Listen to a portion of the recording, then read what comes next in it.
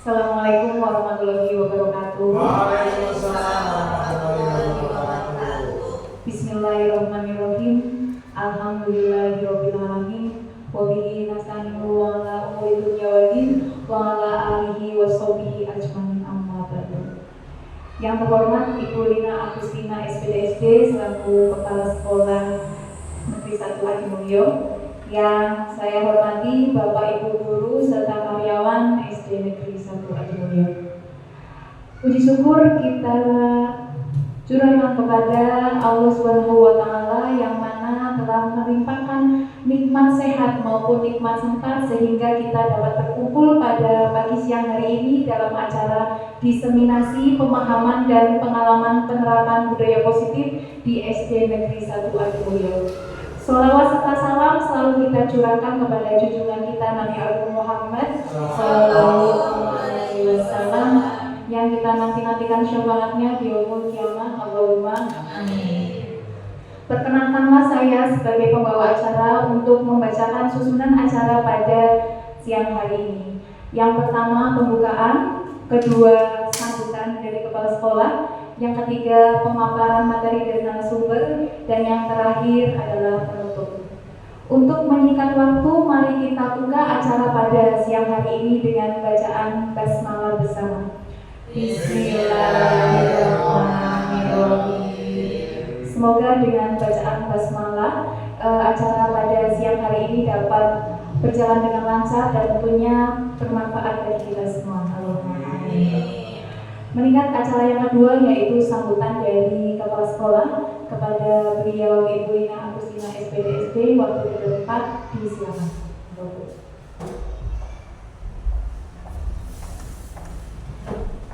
Terima kasih kepada Ibu Ut atas waktunya yang diberikan kepada saya. Assalamualaikum warahmatullahi wabarakatuh. Alhamdulillahirabbil alamin, kita bisa berjumpa lagi siang ini Bapak Ibu dalam keadaan sehat walafiat, tidak ada halangan apapun. Oke. Yang kami hormati Bapak Ibu guru karyawan SD Negeri 1 Adimulyo. Alhamdulillahirabbil alamin, hari ini kita masih diberi nikmat sehat sehingga bisa berkumpul acara siang ini dalam rangka diseminasi pemahaman dan pengalaman penerapan budaya positif yang nantinya akan dibawakan oleh Ibu Irma Asmiana. Ya, ini sudah masuk modul 1.4. Ya, ini nanti sebagai bukti aksi nyata ya. Oke. Ya, yang pertama kami ucapkan terima kasih kepada Bapak Ibu guru dan karyawan SD Negeri 1 Adimulyo atas waktunya sehingga bisa mendukung jalannya acara ini. Yang berikutnya saya ucapkan selamat kepada Bu Irma ya yang sudah tahu-tahu sudah 1.4 aja nih. Ya, baru berapa hari sudah 1.4 aja. 1.4 terus 2.1, 2.3, 3.1, 2.3 selesai. Nah, sudah berjalan berapa bulan Bu? 2 bulan? 2 bulan ya? 2 bulan sudah berasa 1.4 satu modul udah ya? Gak berasa kan ya? Iya, sama sekali. Ya, mudah-mudahan nanti kedepannya sampai endingnya nanti modul 3.3 kemudian panen raya, panen karya diberikan kelancaran. Dan iya, dan kami harapkan nanti jangan pelit-pelit ilmu untuk berbagi praktik baiknya dengan teman yang lain, gitu ya Bu Irma. Oke. Untuk teman-teman yang lain tentunya ya sudah siap sekali dong menerima transferan ilmu dari Bu Irma, ya. Oke. Ya, kiranya itu yang dapat kami sampaikan. Sekali lagi terima kasih kami ucapkan untuk semuanya di acara siang hari ini. Billahi taufiq wal hidayah. Wassalamualaikum warahmatullahi wabarakatuh. Terima kasih kepada Ibu Lina SPDSD yang sudah memberikan sambutannya. Semoga sambutan yang sudah Bu Lina sampaikan menjadi motivasi kepada Bu Irma sehingga lebih semangat lagi dalam melaksanakan pendidikan guru penggerak angkatan sebesar ini. Oke, meningkat acara yang ketiga yaitu pemaparan materi dari narasumber kepada beliau Ibu Irma Asmiana SPD. Waktu dan tempat disilakan.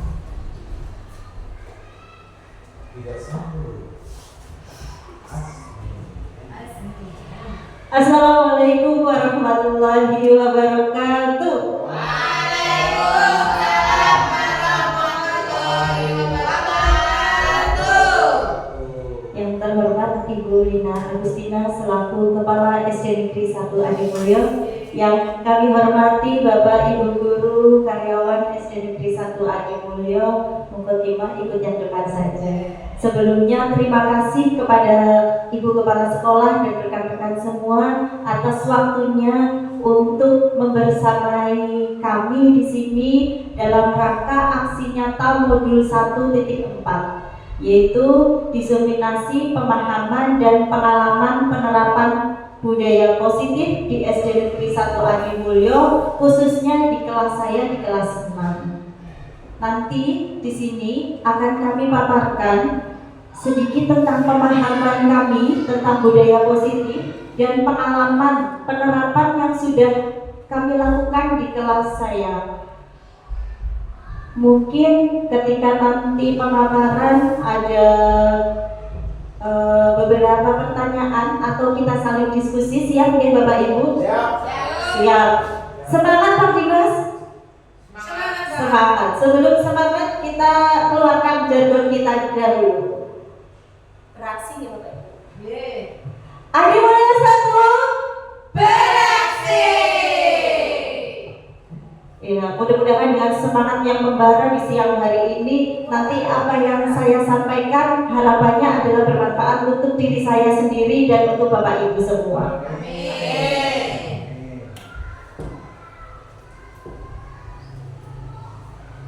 Ini sudah kenal semua, tidak perlu diperkenalkan.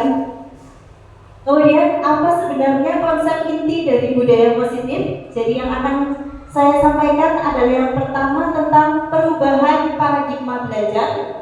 Kemudian yang kedua tentang konsep disiplin positif.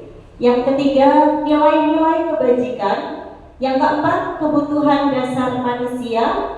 Kemudian ada motivasi perilaku manusia, posisi kontrol, keyakinan kelas, dan yang terakhir segitiga restitusi. Jadi ada 8 konsep inti budaya positif. Kita masuk ke yang pertama. Apa yang dimaksud dengan pembelajaran dengan paradigma baru? Ini sudah tidak asing lagi di kalangan Bapak Ibu semua, karena kebetulan di tahun ajaran ini kita sudah seluruhnya dari kelas 1 sampai dengan kelas 6 menggunakan kurikulum merdeka. Jadi pembelajaran dengan paradigma baru yang digaungkan oleh pemerintah, yaitu pembelajaran yang dirancang berdasarkan tahap perkembangan sesuai teori psikologi modern untuk mewujudkan profil pelajar Pancasila. Jadi endingnya nanti dalam pembelajaran kita diharapkan dapat mewujudkan profil pelajar Pancasila sesuai dengan kurikulum kita saat ini. Sebelumnya Bapak Ibu mohon untuk diperhatikan dahulu video tersebut. Mungkin menggunakan bahasa Inggris, tapi alhamdulillah ada translate-nya, bisa dipahami. Sorry. You are now King Arthur. Now he knew what he had to do. He felt formidable.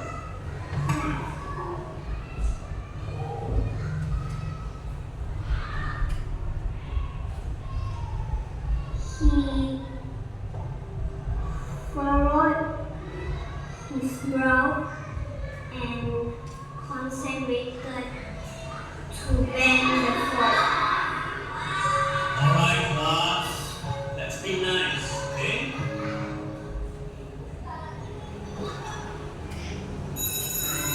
Here I have the fork, and I'm going to do some magic with it. Who wants to be my volunteer? Come. I'm going to place this fork into this empty bag over here, right? I want you to focus your mind on the fork inside there and bend it. Right, very good. It's done. Have a look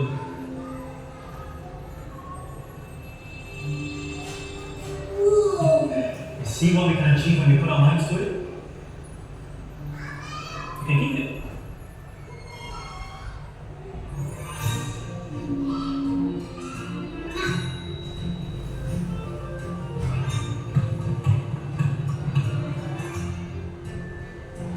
Yeah, man. Just love you.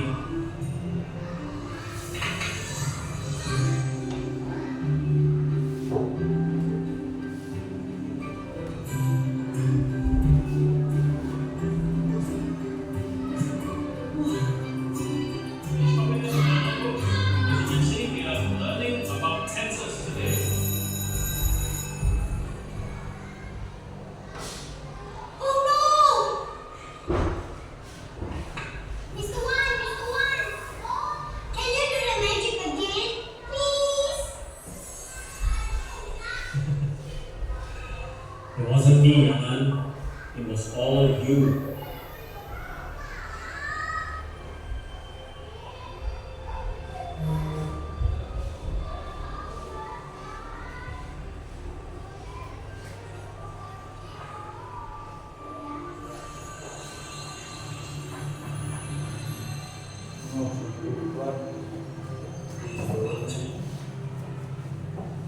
It was amazing to see how far he had come. He wondered if he had been born along by euphoria or by magic. But it was neither. It was him taking one step and then another and still another. And all these were infinitely better than magic.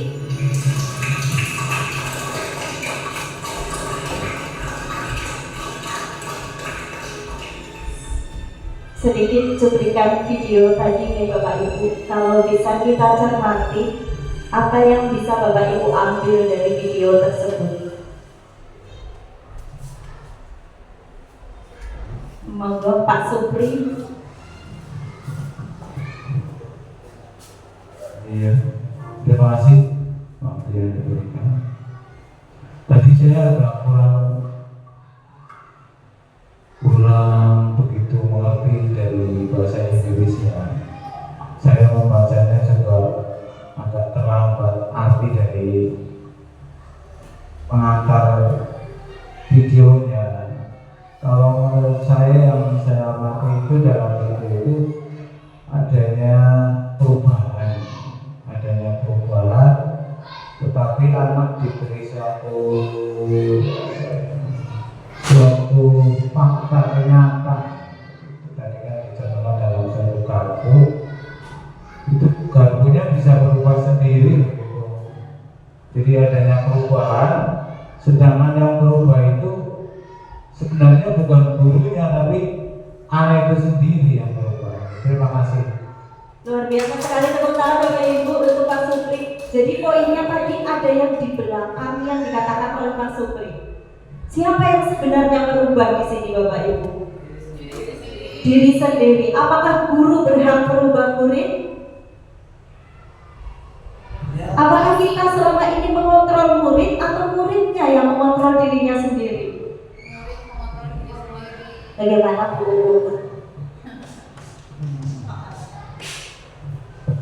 Gimana tuh? Menurut video tadi sebenarnya yang mengontrol itu gurunya atau muridnya sendiri yang mengontrol dirinya? Kalau menurut video tadi sih menurut saya yang mengontrolnya itu diri sendiri sih, diri sendiri. Sebagai gurunya itu hanya memberi motivasi, dorongan, tutur yang lainnya. Kalau selama ini yang dilakukan guru, sebenarnya apakah guru mengontrol muridnya atau memang muridnya guru yang mengontrol diri mereka sendiri? Muridnya yang mengontrol gurunya. Saya kelas 1 Bu, saya mengontrol murid. Oh, berarti kita lari ke kelas tinggi ya? Kelas tinggi coba. Kepada Bu Adis coba. Kalau saya sih mengarahkan mungkin ya. Mungkin kan kalau anak itu kan kalau kelas 5 itu ibaratnya sedang manut-manutnya lah ya. Nah, jadi saya sebagai guru itu mengarahkan. Ketika anak mulai menuju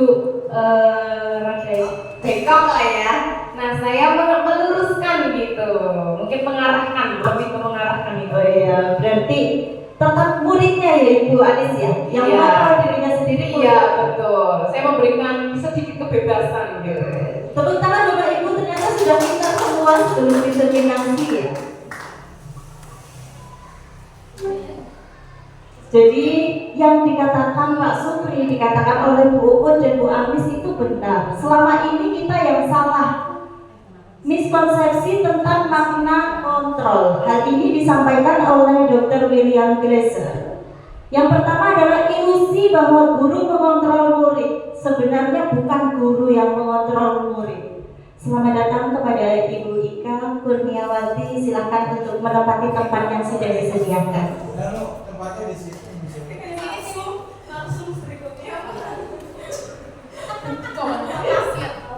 Kita lanjutkan yuk Bapak Ibu. Yang kedua adalah ilusi bahwa semua penguatan positif, efektif dan bermanfaat. Jadi di sini sebenarnya penguatan positif atau bujukan itu tidak mempengaruhi murid agar melakukan suatu perilaku tertentu. Itu hanya anggapan kita saja. Jadi nanti kalau kamu mengerjakan tugas akan guru berikan bintang. Sebenarnya yang ingin mengerjakan tugas itu muridnya, bukan kita yang mengontrol mereka. Kemudian miskonsepsi selanjutnya adalah ilusi bahwa kritik dan membuat orang merasa bersalah dapat menguatkan karakter. Ini mungkin yang masih keliru ya Bapak Ibu. Terkadang kita ketika menghadapi murid itu kita menganggap mereka merasa bersalah. Kamu sudah dikasih tahu berkali-kali kok masih seperti ini terus. Itu tidak akan menguatkan karakter siswa. Dan yang terakhir ilusi bahwa orang dewasa memiliki hak untuk memaksa. Jadi kita karena di sekolah kita termasuk orang dewasa, kita sebenarnya tidak memiliki hak untuk memaksa murid-murid kita melakukan sesuatu. Biarkan mereka sendiri yang mengontrol dirinya sendiri. Dari sini, dari mengubah paradigma stimulus respon, kemudian kita ubah menjadi pendekatan teori kontrol yang tadi disebutkan supaya kita dapat menumbuhkan siswa yang berprofil pelajar Pancasila.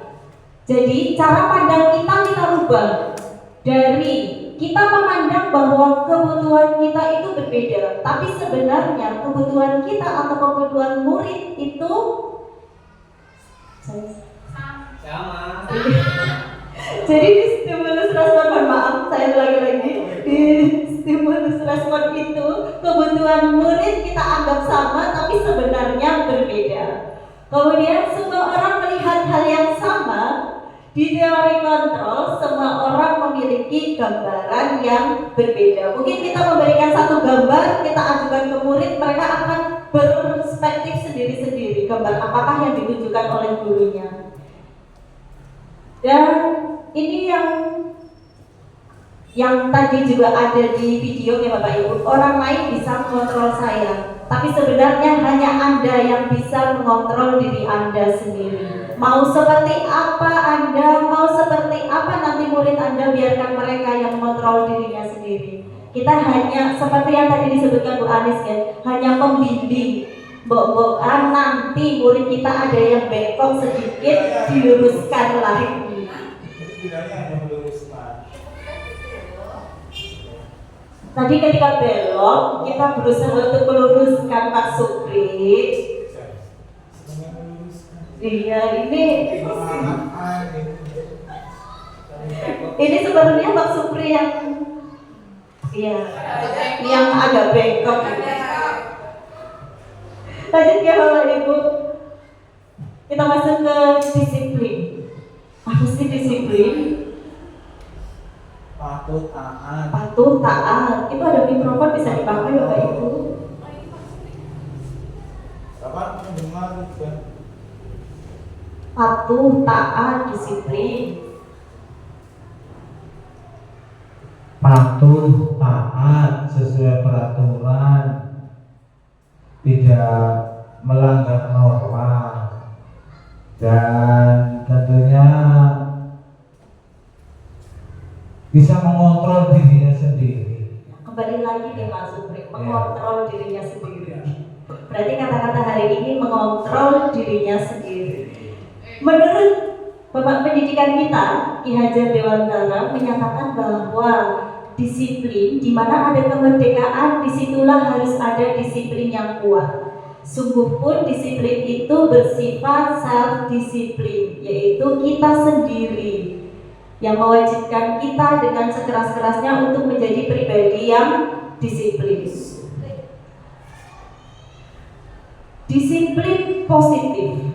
Tadi sudah dengan kata disiplin, sekarang disiplin positif.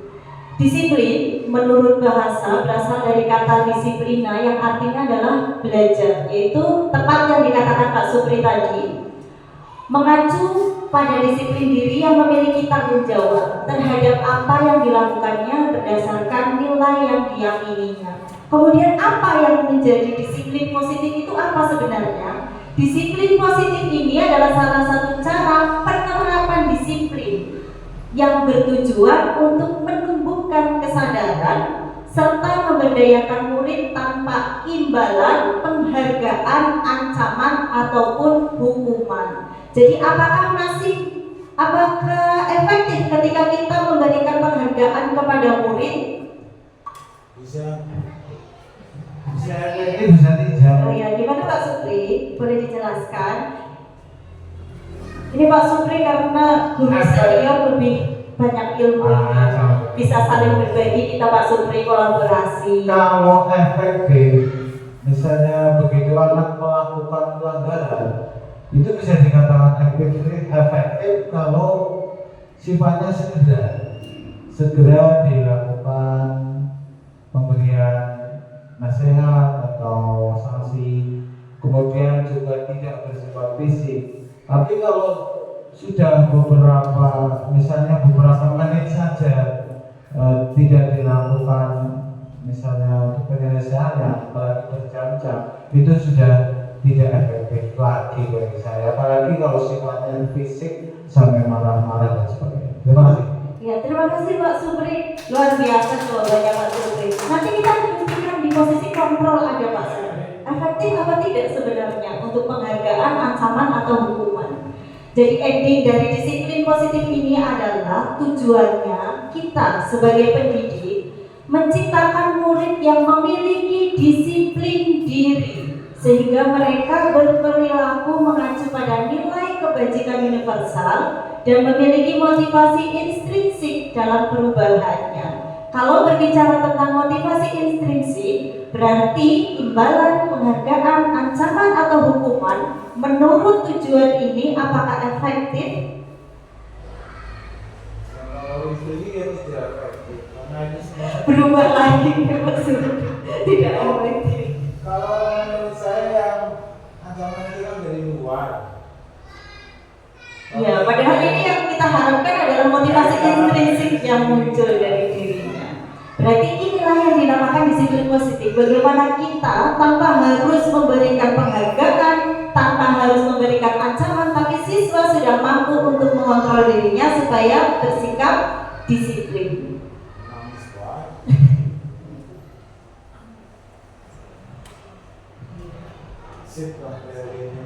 Teorinya luar biasa ya Pak, prakteknya nanti kita coba yang terbaik Pak.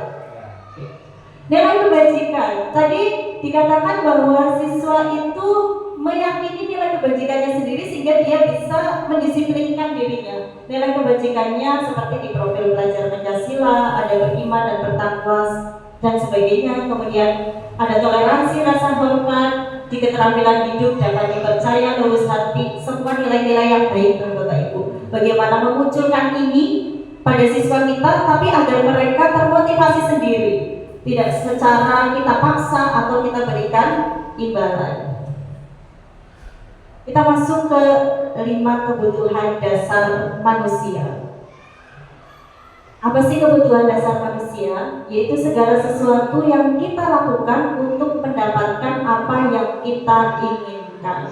Ada 5 kebutuhan dasar manusia di sini. Yang pertama ada bertahan hidup, kasih sayang dan rasa diterima, penguasaan, kebebasan, dan kesenangan. Dari kelima ini, kita sebagai pendidik hendaknya mengetahui kebutuhan apa yang dibutuhkan oleh siswa kita, atau ketika mereka melakukan pelanggaran, sebenarnya ada apa dengan mereka? Apakah ada dari kebutuhan dasar ini yang tidak terpenuhi? Pertanyaannya sekarang adalah, kita sebagai seorang guru, apakah kita harus memenuhi semua kebutuhan tersebut? Coba Bu. Mata apa Bu? Moga. Ya Bu. Ibu. Ayo Bu, hanya berpendapat saja. Menurutnya Bu Lis, kita sebagai guru kan harus mengenali siswa kita. Apakah kemudian kita harus melayani semua kebutuhan dasar dari siswa kita di kelas atau tidak?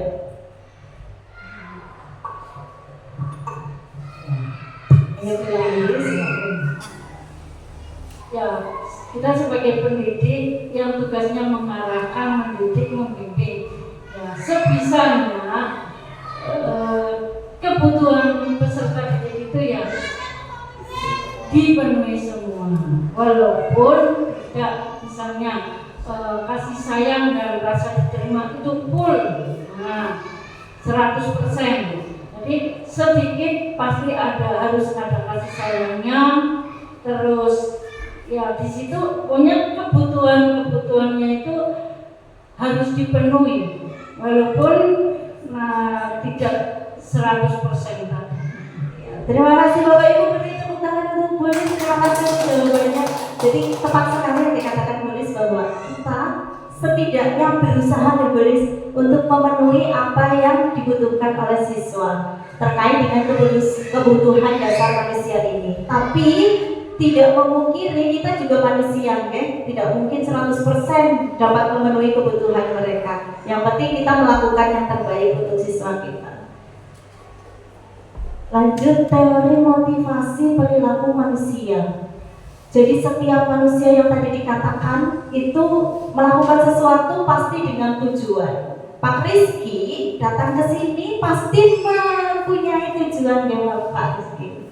Coba kira-kira tujuannya kesini itu karena apa Pak Rizky? Ya, terima kasih saya diberi kesempatan. Jadi tujuan saya kesini itu pertama adalah memenuhi undangan, yaitu melaksanakan tugas dan kewajiban, yaitu mengajar siswa-siswa di SD Satu Limolo dengan cara mencari ilmu dan membagi ilmu, sama-sama belajar. Terus apa lagi? Ya, Datang ke sini untuk ya, memenuhi di sini juga ya untuk mencari nafkah. Untuk jodoh itu sudah ditentukan oleh Allah, jadi saya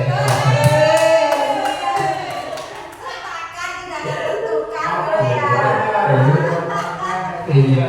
Ya mungkin ketika di sekolah nanti bisa ketemu dengan jodoh-jodoh yang lain, Pak Supri. Jodoh rezeki, ya Pak Rizky. Jodoh kan tidak hanya pasangan hidup. Jodoh. Apalagi?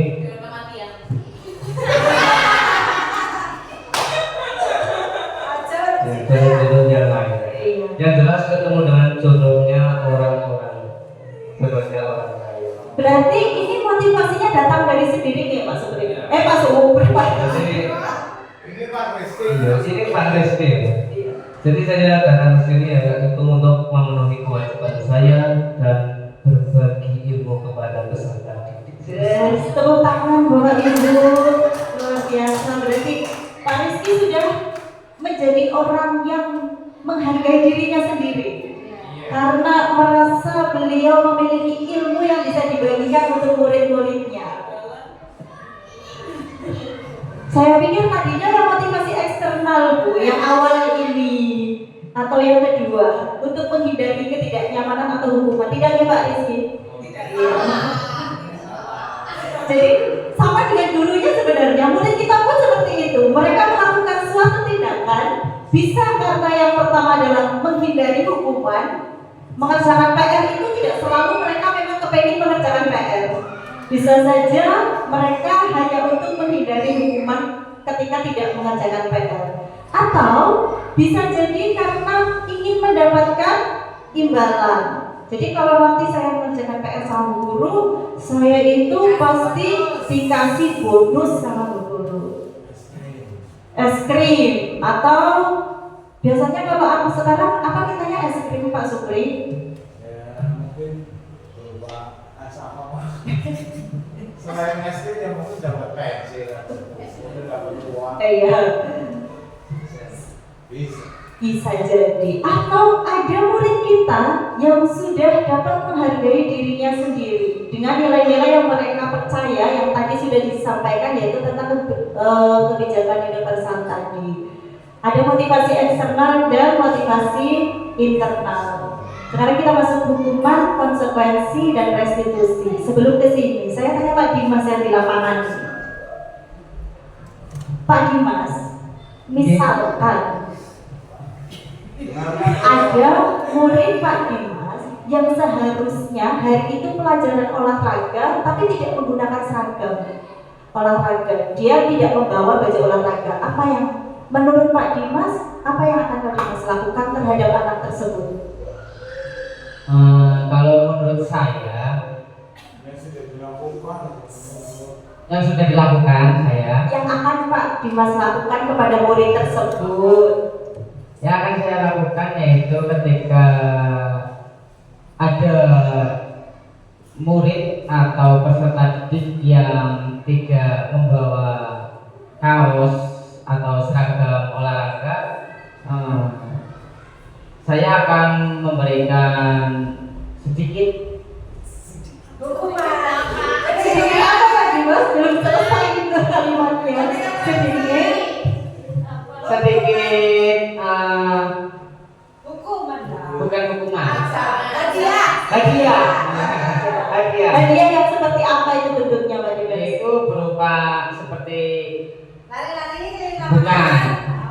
seperti kalau saya yaitu kebersihan, seumpama seperti menyapu begitu. Jadi muridnya Pak Dimas disuruh menyapu ya, tidak memakai seragam.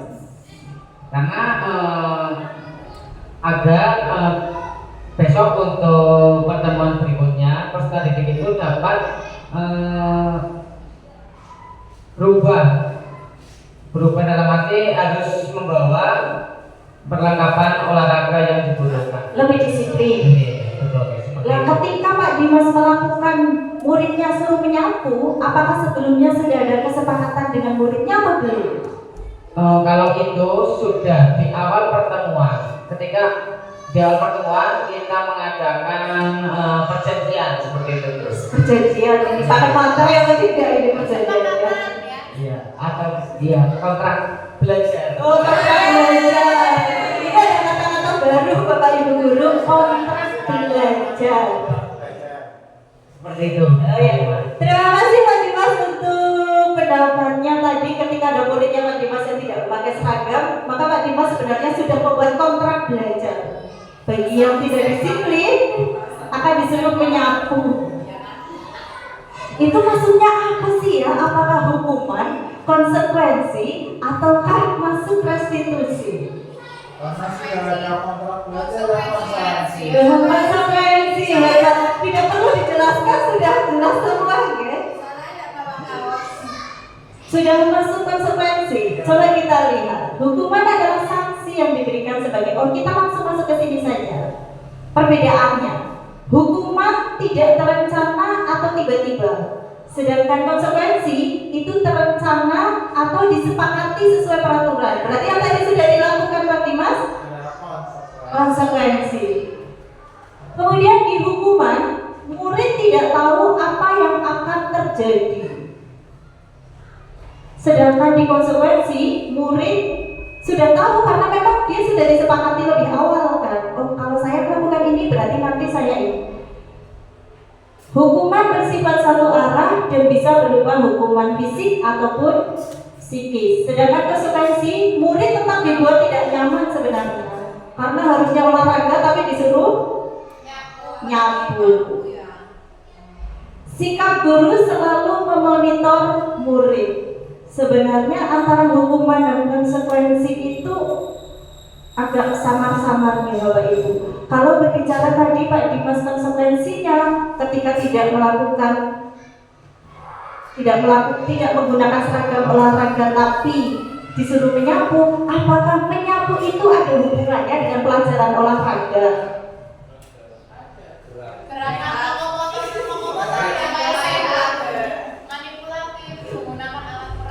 Manipulatif menggunakan alat peraga. Berarti ketika ada siswa itu akan pelajaran lokomotor dan non-lokomotor kayak gitu kan? Iya. Itu berarti pas cocok. Nah sekarang dibalik, misalkan ada siswa terlambat mengikuti pelajarannya Pak Rizky sama Pak Dimas. Ketika Pak Dimas menyuruh anak tersebut, kan Pak Dimas mau pelajaran sepak bola, terus menyuruh anak tersebut untuk keliling lapangan 1 kali. Sedangkan Pak Rizky pelajarannya agama, melakukan hal yang sama, menyuruh muridnya untuk keliling lapangan 1 kali. Berbedakah atau sama? Itu termasuk hukuman atau konsekuensi? Termasuk hukuman. Pak Supri pakai ini biar terdengar. Termasuk hukuman itu. Dua-duanya kan Pak? Dua-duanya hukuman lah. Secara tiba-tiba tidak direncana. Secara Disuruh mengelilingi lapangan lari semua, hukuman itu jelas hukuman. Pak Rizky juga memberikan hukuman, Pak Dimas juga memberikan hukuman. Masa kesepakatan guru olahraga dengan guru agama sama dengan? Iya. Terima kasih Pak Supri. Kita tanya ke yang sebelah sini coba. Oke, gini ya tadi. Oh, perkenalkan diri, nama saya Desi Purnamasari. Ya, tadi disampaikan bahwa bentuk apa? Sama ya antara olahraga dengan agama, suruh lari keliling lapangan. Apakah itu bentuk hukuman semua atau konsekuensi semua, gitu ya? Yang ditanyakan gitu. Pak Sobri tadi hukuman semua itu, memang tidak terencana gitu ya, tiba-tiba ya. Beda lagi menurut saya Pak. Nah, kalau menurut saya, kalau yang untuk Pak Dimas itu termasuk konsekuensi yang olahraga tadi. Tadi tidak dijelaskan ada kontrak belajar mengelilingi. Oh iya ini di balik itu kan setiap kelas, setiap pelajaran kita sudah punya kesepakatan kelas namanya. Ya, makanya kalau dijelaskan tadi ada kesepakatan ya, saya katakan yang satu konsekuensi. Sehati ya Pak? Hah? Sehati ya? Iya betul. Yang olahraga konsekuensi ya? Iya. Atas. Iya. Kalau agama. Iya, kalau ada penjelasan itu ya. Iya. Termasuk konsekuensi. Ya, kalau yang agama itu termasuk hukuman. Hukuman. Guru agama kok suruh lari-lari loh Pak ya, itu hukuman. Banyak sholat ya Bu. Ya. Iya. Bagaimana tidak hukuman kalau begitu melakukan kesalahan langsung disuruh keliling lapangan. Iya. Ya apa hubungannya? Sholat tobat ya. Begitu ya. Iya. Nah. Jadi begitu kayak seperti itu. Kecuali hukumannya menghafalkan surat pendek. Nah. Itu mungkin tidak ada kontrak belajar. Tapi kejenuhan ini lapangan. Luar biasa Bapak Ibu, diskusi yang luar biasa. Jadi benar ya, panas tentara tidak ada yang panas Bu. Kita semua belajar ya Bu, kolaborasi. Jadi yang dilakukan Pak Dimas itu masuk dalam konsekuensi karena memang Pak Dimas akan melakukan olahraga sepak bola sebagai salah satu bentuk pemanasan, lari keliling lapangan. Tapi yang dilakukan Pak Rizky karena pelajaran agama, apa hubungannya dengan keliling lapangan? Itu berarti masuknya hukuman.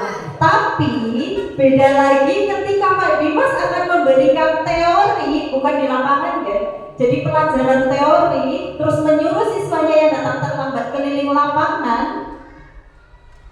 Apakah masih disebut konsekuensi? Hukuman. Jadi seperti itu Bapak Ibu. Konsekuensi itu ada dampaknya bagi bagi murid yang memang masuk dalam pembelajaran dan sudah sesuai dengan kesepakatan bersama. Sedangkan restitusi yang terakhir ini yang kita harapkan, yaitu menciptakan murid untuk memperbaiki kondisi kesalahannya sendiri, dan yang kedua adalah mengajarkan murid untuk mencari solusinya sendiri. Jadi ini yang perlu kita lakukan sekarang, restitusi. Tadi sudah disebutkan ya hukuman, konsekuensi, dan restitusi. Kalau hukuman itu sifatnya negatif, sedangkan konsekuensi itu netral karena memang sudah ada kesepakatan sebelumnya. Kalau restitusi itu nanti sifatnya positif karena kita berusaha menggali supaya siswa sendiri yang dapat mencari solusi. Kalau instruksi hukuman ataupun konsekuensi itu bukannya tidak positif loh, Bu. Semuanya positif awalnya. Iya, membuat jerah tidak mengulangi lagi. Terima kasih Mas Supri. Kita lanjut ke kelas 5 posisi kontrol dulu yang tadi sempat disinggung Pak Supri. Jadi kita masuk ke sini ada penghukum, ada pembuat rasa bersalah, teman, pemantau, dan satunya manajer. Kita perhatikan video lagi, nonton lagi Bapak Ibu dulu. Lagi anak, silakan PR kemarin diberikan diletakkan di meja. Anton, kamu sudah mengerjakan belum? Belum mengerjakan sayang. Kamu selalu ya mengerjain PR. Sekarang kamu duduk di depan, lalu tulis. Saya berjanji tidak akan mengulangi lagi. Saya berjanji akan berusaha menjadi murid yang rajin belajar sampai pelajaran saya selesai. Dari cuplikan tersebut, Bapak Ibu, kira-kira masuk pada posisi yang mana? Hukuman. Iya, gurunya itu ada di posisi yang mana? Waktu saya di Karangdaya seperti itu dengan kamu. Kalau ada yang mendapat PR seperti itu ya, Pak? Ya, teman saya waktu saya ngamati mengajar seperti itu di Karangdaya. Kalau di sini tidak ya, Pak? Sudah. Kalau di sini tidak beda apa gimana, Pak? Kalau di sini belum pernah melihat, aku waktu di Karangdaya seperti itu. Oh, oke.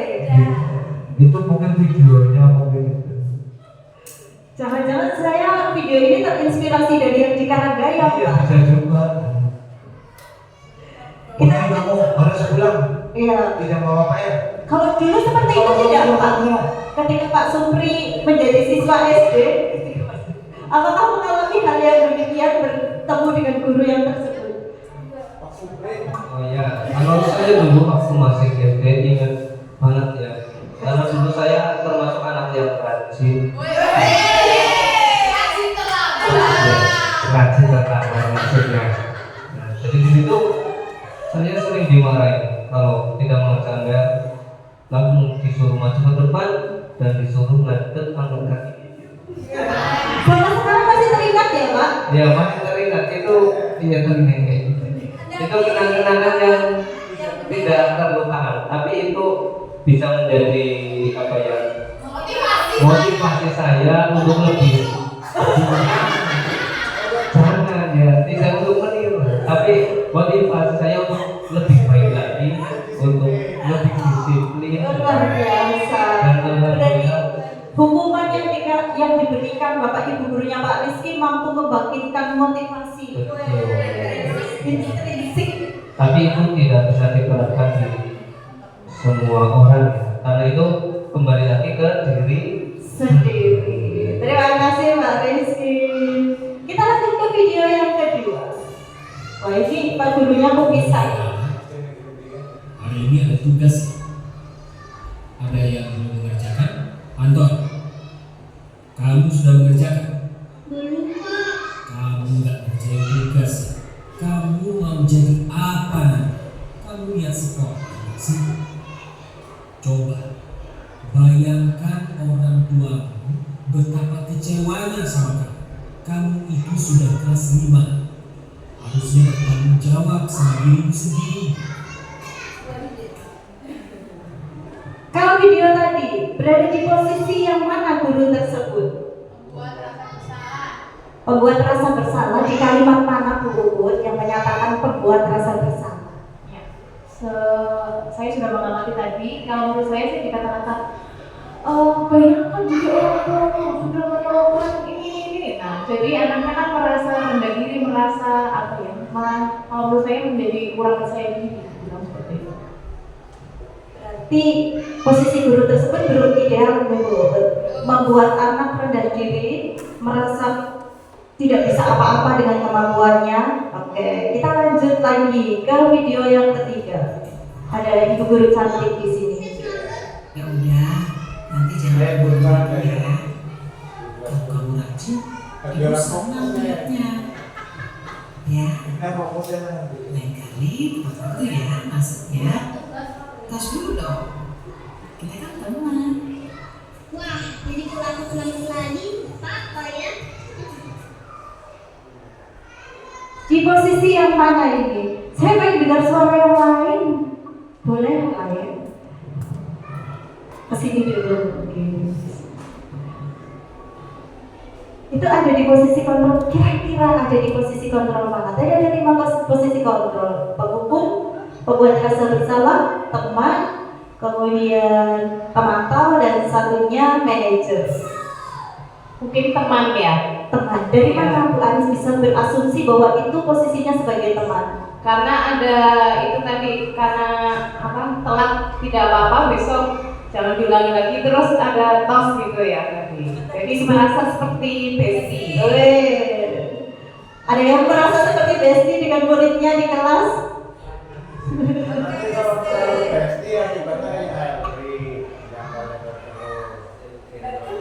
Saya kan sudah itu Pak, ceritakan yang di video. Sudah menceritakan di video Pak. Tadi kita lihat posisi mana yang ideal untuk kita sebagai seorang guru. Lanjut ke video selanjutnya, tebak-tebak video berhadiah. Kamu kok nggak Nah ini Pak Dimas berarti guru olahraga. catat? Kamu sudah 3 kali loh nggak ikut olahraga bulan ini. Ya Pak, udah 3 kali berarti saya dapat sanksi Pak. Bagaimana Pak Dimas sebagai guru olahraga? Ada di posisi mana?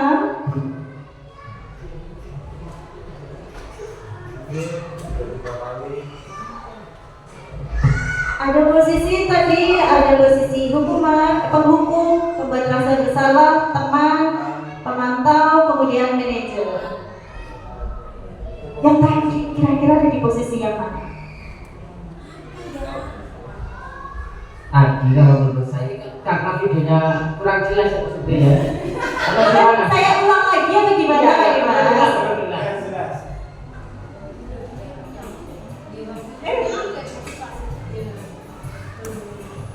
Kamu kok nggak pakai baju olahraga? Bapak catat, kamu sudah 3 kali loh nggak ikut olahraga bulan ini. Ya Pak, udah 3 kali berarti saya dapat sanksi Pak. Ya, dari kata-kata yang Pak Guru tadi sampaikan, kalau menurut saya itu Pak Guru itu menjadi pemantau, sudah mencatat anak itu sudah 3 kali dalam sebulan tidak mengikuti pembelajaran olahraga seperti itu. Luar biasa Pak Dimas, terima kasih untuk jawabannya. Sudah pintar-pintar ternyata ini guru-guru kita.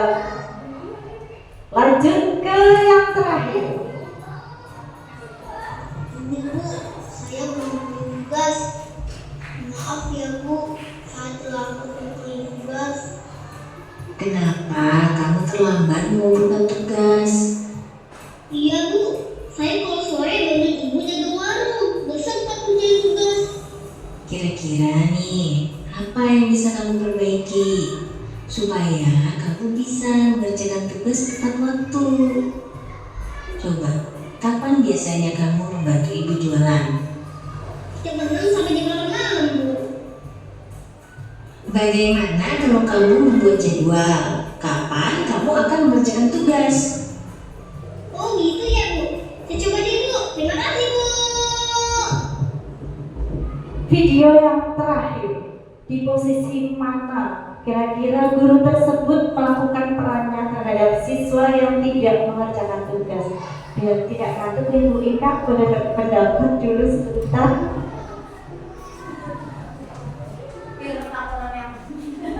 Videonya Ibu Ika tadi berada di posisi mana guru tersebut? Posisi guru sebagai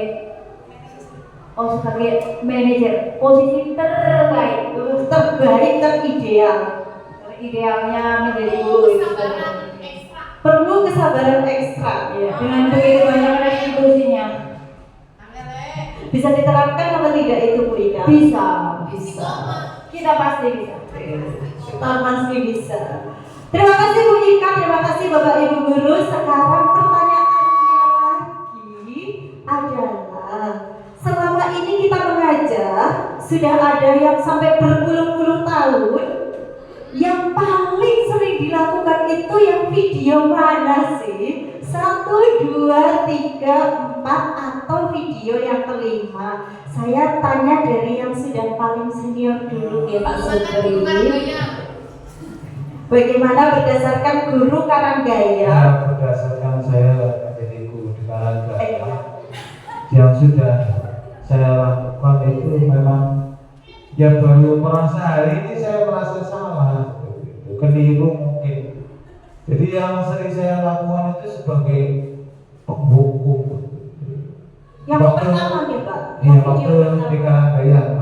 Sekarang sudah alhamdulillah sudah meningkat ke posisi kadang sebagai teman, kadang sebagai pemantau. Tapi yang sering saya lakukan waktu di Karanggaya itu penghukum. Tapi baru beberapa kali saya melakukan sebagai manajer itu seperti itu, paling 2,5 saya melakukan itu. Itu setengahnya kemana Pak? Hah? Setengahnya kemana? Ya waktu itu saya mau melakukan itu terus pulang bubar, setengah. Jadi belum selesai. 2,5 melakukan itu sebagai manajer bubar. Ya itu seperti tadi ketika ada yang belum mengumpulkan PR, saya tanya dulu kenapa tidak mengerjakan PR, alasan dia, sehingga dia itu menyadari kesalahannya. Itu baru saya lakukan 2,5 kali. Iya di video 1. Berarti tidak ada peningkatan dari di Karanggaya. Ada yang namanya kan perlu proses. Proses waktu di Karanggaya seperti itu. Kalau itu saya di SD 2 Karanggaya, itu sebelah utara Puskesmas. Iya. Ya, alhamdulillah berkat bimbingan dukungan dari narasumber yang lain juga berfirman, saya menyadari dulu. Saya merasa saya baru pernah 2,5 kali itu melakukan menjadi manajer. Yang paling banyak waktu saya di Karanggaya yaitu sebagai penghukum. Saya menyesal sebenarnya. Paling tidak sudah ada penyesalan dari Pak Supri dan ingin memperbaiki diri. Manusia yang baik kan manusia yang sadar akan kesalahan. Iya, betul Mas. Iya. Kemudian untuk melakukan perubahan yang lebih baik. Iya. Jadi Saya bagaimana biasa. bisa mencapai di tahap manajer? Iya, betul. Coba pindah ke guru yang baru.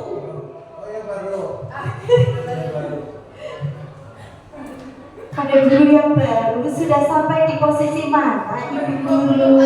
Baru 20 tahun ini. Oke, ya. Saya baru 20 tahun menjadi guru ya Bapak Ibu. Baru 20 tahun. Dan selama 20 tahun ini saya sudah berada di semua posisi Bu. Yang paling banyak yang mana? Yang paling banyak? Iya, pertanyaannya Sebagai pengajar, aku sebagai berteman sama anak-anak SD. Tapi yang lebih banyak lagi sebagai penghukum. Sama ya Pak, sama lah seperti Pak Supri seperti itu. Ya, kita termasuk golongan guru zaman dulu ya Pak ya. Itu kejadiannya di mana? Di Karanggaya juga tidak Bu.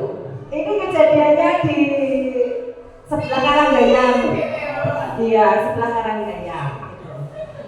Ya, boleh dibilang sama sebetulnya dengan Pak Supri bahwa posisi saya sebagai manajer itu masih bisa dihitung dengan jari lah, gitu. 3,5 Nah, setelah ini adanya diseminasi ini, saya jadi merenung, oh iya ya, ternyata selama ini saya itu berada di jalur yang salah. Tapi ya sudah pernah lah di jalan yang lurus, setidaknya sudah pernah gitu kan.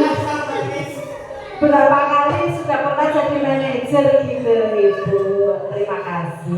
Terima kasih Bu Lina. Jadi sudah pernah semuanya ya Bu ya. Walaupun paling banyak masih di pendukung, tapi berusaha untuk menjadi manajer. Yang paling mudah lah pengen tahu. Sudah berapa tahun Pak Dimas berhubungan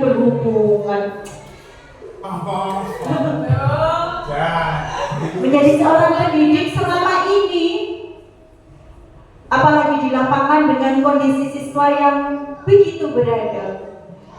Sudah lebih banyak di posisi mana ketika menangani siswa yang memiliki permasalahan atau kasus dan sebagainya?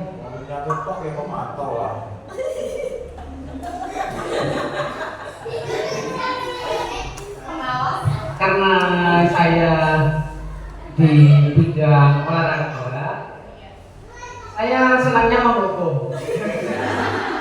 Kenapa itu Pak alasannya? Kenapa senangnya ada di posisi pendukung? Nah, itu kalau menurut saya, anak itu menjadi lebih energik kayak gitu. Terus ketika jadi pemberani juga. Terus ketika efeknya nanti ketika ada perlombaan kayak gitu, anak-anak sudah berani. Beda lagi dengan guru Pak Ai. Nanti dulu Pak, nanti ada pertanyaan lagi untuk guru PA. Jadi menurut Pak Dimas itu memberikan efek yang positif setelah dihukum. Apakah demikian? Kita lihat di sini Pak Dimas. Di posisi penghukum, hasilnya adalah memberontak, pendendam, menyalahkan. Mungkin seolah-olah sekarang terlihat lebih energik, lebih semangat, tapi siapa tahu seperti Pak Rizky. Saya masih ingat betul sampai sekarang ketika saya dihukum, disuruh berdiri, tangannya di kuping. Nah, seperti itu ya Bu. Ketika tadi yang dikatakan Bu Irma, Pak Rizky selalu mengingat. Berarti kan dia selalu mengingat gurunya. Daripada yang tidak diingat, dia melupakan gurunya. Iya. Paling tidak ada sisi positif kayak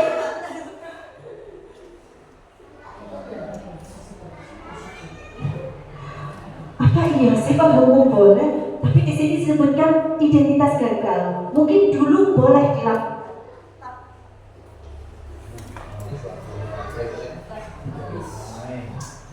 Tapi sekarang kita setelah ini kita berusaha bagaimana kita menjadi posisi di manajer, yaitu kita berusaha menguatkan karakter siswa di identitas gagal, yaitu posisi penghukum dan pembuat rasa bersalah. Di identitas yang sukses, kita bisa menjadi seorang teman, bisa menjadi seorang pemantau, atau yang lebih ideal adalah bagaimana kita berusaha menjadi seorang manajer untuk mengelola kelas kita. Setuju Bapak Ibu? Setuju. Lanjut ya Bapak Ibu, masuk ke keyakinan kelas. Tadi sudah disinggung konsekuensi keyakinan kelas. Keyakinan kelas, mengapa keyakinan kelas bukan tidak peraturan kelas saja? Karena hal ini untuk mendukung motivasi intrinsik agar lebih menggerakkan seseorang dibandingkan mengikuti serangkaian peraturan-peraturan. Kalau peraturan itu kesannya nanti kaku, terlihat, pasti ada sanksinya kalau tidak mematuhi peraturan. Terlihat ya Bapak Ibu, sebenarnya dari peraturan kelas ini kita ubah sekarang menjadi keyakinan kelas atau kesepakatan kelas agar tercipta lingkungan yang positif. Setelah tercipta lingkungan positif, harapannya nanti di kelas atau di sekolah kita akan tercipta budaya positif. Semua siswa kita sudah melakukan sesuatu hal positif dari diri mereka sendiri. Ini contoh pembuatan keyakinan kelas di kelas 6 yang saya lakukan ketika tahun ajaran baru kemarin, yaitu dengan cara pertama kali tanya jawab dulu kepada siswa tentang kelas impian mereka.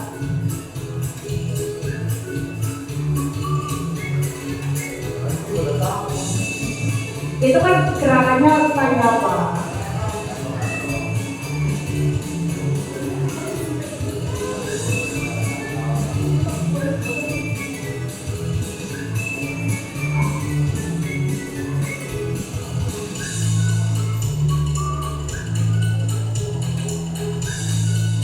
Ini ya Bapak Ibu pasti sudah familiar dengan ini. Dan ini adalah beberapa dokumentasi implementasi dari keyakinan kelas yang sudah kami buat. Jadi dengan tanpa disuruh, karena di keyakinan kelasnya dituliskan saling menghormati dan menyayangi antar teman, mereka sudah mau membantu temannya yang mengalami kesulitan tanpa harus guru yang menyuruhnya. Karena memang ada di keyakinan kelasnya. Ini yang kita harapkan. Jadi mereka memiliki motivasi tersendiri untuk melakukan sesuatu yang mereka yakini nilainya itu benar. Yang kedua, membuang sampah pada tempatnya. Kemudian yang ketiga, juga penerapan menabung setiap hari. Jadi sebagian uang saku dari siswa ditabungkan, yang nanti tabungan ini akan mereka gunakan untuk kebutuhan mereka sendiri di sekolah. Yang lain, ini saya mencuri-curi foto. Jadi pada saat itu saya baru meletakkan proyektor, kemudian saya mengambil kabel keluar. Ternyata ketika saya masuk sudah ada siswa yang berinisiatif untuk memasangkan.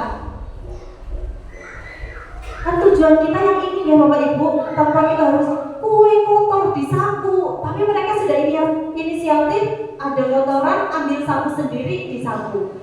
Ini tadi yang kemarin saya lihat di kelas. Semoga dari yang dilakukan salah satu siswa ini bisa menyebar ke siswa yang lain. Dan yang ini itu juga, jadi kalau ketika makan bekal bersama, mereka berkumpul bersama, bagi-bagian. Oh iya, aku bagi-bagian sih. Saling berbagi. Laukmu apa kayak gitu, terus nanti dibagi dengan temannya.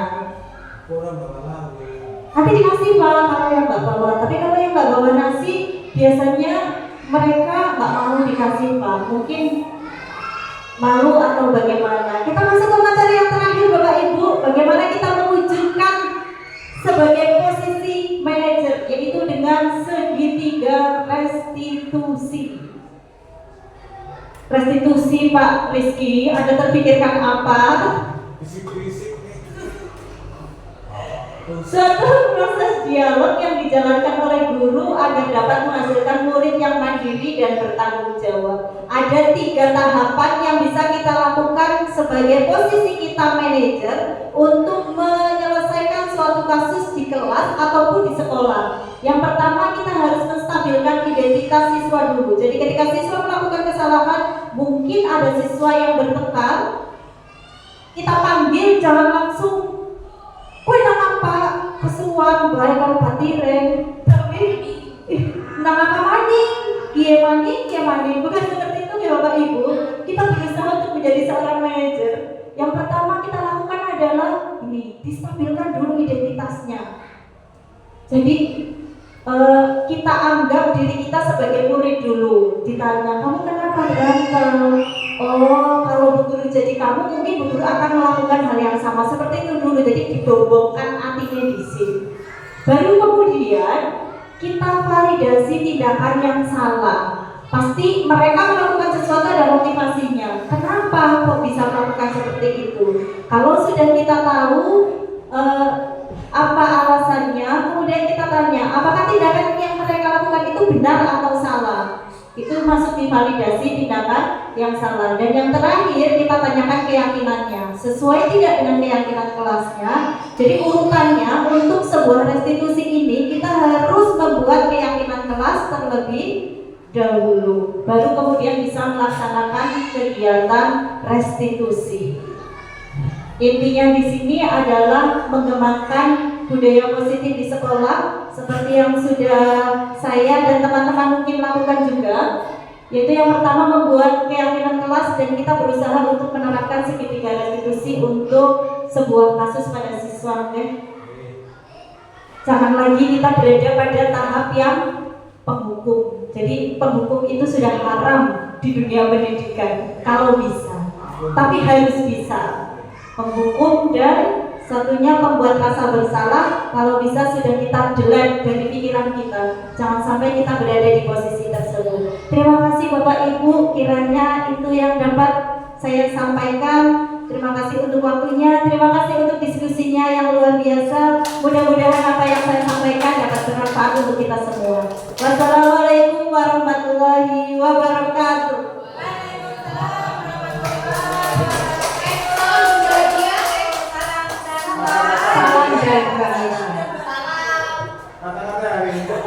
Salam dan bahagia. Salam. Terima kasih kepada Ibu Irma Asmiana SPD yang telah menyampaikan tadi materi tentang budaya positif. Sudah sangat jelas sekali ya Bapak Ibu. Wah, cetol iya, tadi sudah dijelaskan, ada restitusi dan lain sebagainya, ada diskusi juga, sangat hidup sekali diskusinya. Semoga kegiatan kita pada siang hari ini bermanfaat tentunya bagi Bapak Ibu sekalian, itu juga saya, itu juga semuanya.